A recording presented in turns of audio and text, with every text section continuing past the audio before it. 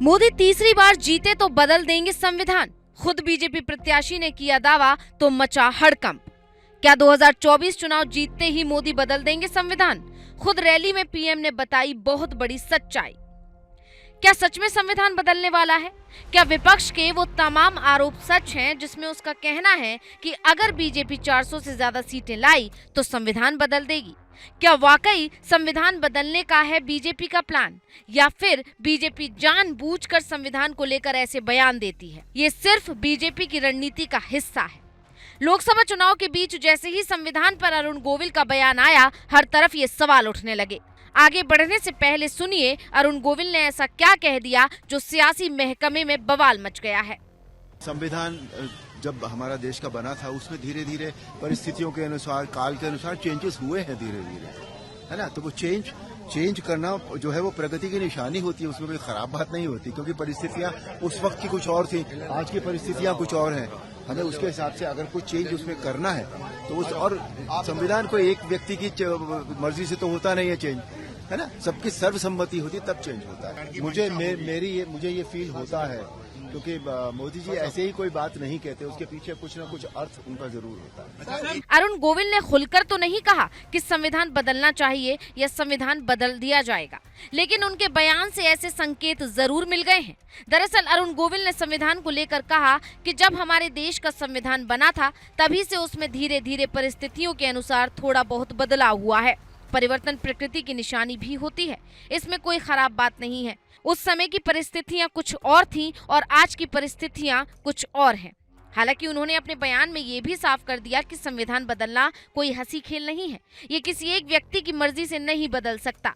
यानी राजनीति में अभी अभी आए अरुण गोविल ने बड़े ही सधे हुए अंदाज में बता दिया कि अब बदलाव का समय आ गया है। और जैसा कि हर कोई जानता है, इधर अरुण गोविल ने बयान दिया, उधर विपक्ष को मिर्ची लग गई, विपक्ष हमलावर हो गया। लालू यादव ने कहा कि ये बीजेपी वाले चाहते क्या हैं? इन्हें संविधान, दलितों, पिछड़ों, आदिवासियों और गरीबों से समस्या क्या है? संविधान बदलकर ये इस देश से समता, स्वतंत्रता, बंधुता, सामाजिक न्याय और आरक्षण खत्म करना चाहते हैं। ये लोगों को आरएसएस और पूंजीपतियों का गुलाम बनाना चाहते हैं। संविधान की तरफ आंख उठाकर भी देखा तो इस देश के दलित, पिछड़ा और गरीब लोग मिलकर इनकी आंख निकाल लेंगे। यही नहीं, लालू यादव ने तो मोदी को ही घेर लिया। उन्होंने कहा कि प्रधानमंत्री और इनके शीर्ष नेता कुछ कार्रवाई करने के बजाय चुनाव लड़वा रहे हैं। अखिलेश यादव ने भी बीजेपी को घेरने का मौका नहीं छोड़ा। उन्होंने कहा कि भाजपा संविधान को पलटकर गरीबों, वंचितों, शोषितों, किसानों, युवाओं और महिलाओं के हक, अधिकार और आरक्षण को मारकर और पूंजीपतियों के हक में नीति योजना बनाकर सारा फायदा, मुनाफा अपने खेमे के कुछ गिने चुने खरबपतियों को दे देना चाहती है। बीजेपी नेता और मेरठ से प्रत्याशी अरुण गोविल के बयान के बाद से बीजेपी पर एक बार फिर संविधान विरोधी होने के आरोप लगे हैं। इसके बाद से विपक्ष को बीजेपी के खिलाफ जनता को बरगलाने का मौका एक बार फिर मिल गया है। दरअसल बीजेपी नेताओं की तरफ से लगातार ऐसे बयान आ रहे हैं। आपको याद होगा ये मुद्दा तब भी सुर्खियों में आया और इस तरह के आरोपों को बल मिल गया था जब बीजेपी सांसद अनंत हेगड़े ने भी ऐसा ही एक बयान दे दिया था। मार्च में उनके एक बयान ने खूब सुर्खियां बटोरी थी, जब उन्होंने कहा था कि प्रस्तावना से धर्मनिरपेक्ष शब्द को हटाने के लिए बीजेपी संविधान में बदलाव होगा। कांग्रेस ने संविधान में अनावश्यक चीजों को जोड़ा है, खास तौर से ऐसे कानून बनाए जिनका उद्देश्य हिंदू समाज को दबाना था। इस बयान पर भी खूब बवाल मचा था। हालांकि बीजेपी ने खुद को इस बयान से दूर कर लिया, लेकिन कुछ हफ्तों बाद ही राजस्थान की नागौर सीट से भाजपा उम्मीदवार ज्योति मिर्धा का भी एक बयान वायरल हुआ। उन्होंने भी ऐसा ही कहा कि राज्यसभा और लोकसभा दोनों में बहुमत मिला तो भाजपा के पास संविधान में संशोधन करने की ताकत आ जाएगी।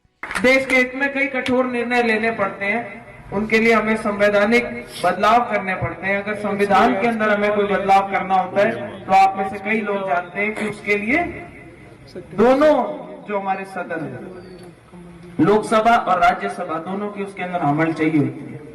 लोकसभा में आज भारतीय जनता पार्टी और एनडीए का प्रचंड बहुमत है, उसमें कोई कमी नहीं है, लेकिन राज्यसभा में आज भी हमारी मेजोरिटी है। अगर इस बार तीसरी बार एनडीए की सरकार आती है। ये बयान आने से पहले ही कांग्रेस और विपक्ष के कई दल पिछले कई सालों से भाजपा पर संविधान विरोधी होने का आरोप लगाते रहे हैं। हालांकि मोदी हो या अमित शाह लगातार संविधान बदलने की बात से इनकार करते रहे हैं। 12 अप्रैल को अपनी एक रैली में मोदी ने कहा था कि चुनाव के समय संविधान के नाम पर झूठ बोलना कांग्रेस और इंडी गठबंधन का फैशन बन गया है। मोदी ने कहा था कि जहां तक संविधान का सवाल है, आज बाबा साहेब आम्बेडकर खुद आ जाएं तो भी संविधान खत्म नहीं कर सकते हैं। हमारा संविधान सरकार के लिए गीता, रामायण, बाइबल और कुरान है। और जहां तक संविधान का सवाल है, आप मान के चलिए और मोदी के शब्द लिख के रखिए, बाबा साहब आम्बेडकर खुद आ जाए तो भी संविधान खत्म नहीं कर सकते हैं। हमारा संविधान सरकार के लिए गीता है, रामायण है, महाभारत है, बाइबल है, कुरान है, ये सब कुछ हमारे लिए हमारा संविधान है। सिर्फ यही नहीं, ANI के पॉडकास्ट में जब गृह मंत्री अमित शाह से संविधान बदलने को लेकर सवाल पूछा गया तो उन्होंने कहा था कि बीजेपी 400 सीटें जीतने पर भी संविधान में कोई बदलाव नहीं करने वाली है। हम भी इंदिरा की तरह करेंगे तो देश की जनता बदल देगी। यानी उन्होंने उल्टा कांग्रेस को ही घेर लिया था। अब एक तरफ तो बीजेपी के नेता बार बार संविधान बदलने की बात कर रहे हैं, वहीं दूसरी तरफ पार्टी आलाकमान इससे इनकार कर रहा है। इसलिए जानकारों का दावा है कि लोकसभा चुनाव के बीच संविधान का जिक्र करना सिर्फ बीजेपी की रणनीति का हिस्सा है और कुछ नहीं। बीजेपी विपक्ष को इसी मुद्दे में बस उलझाकर रखना चाहती है। Bureau report, global Bharat TV.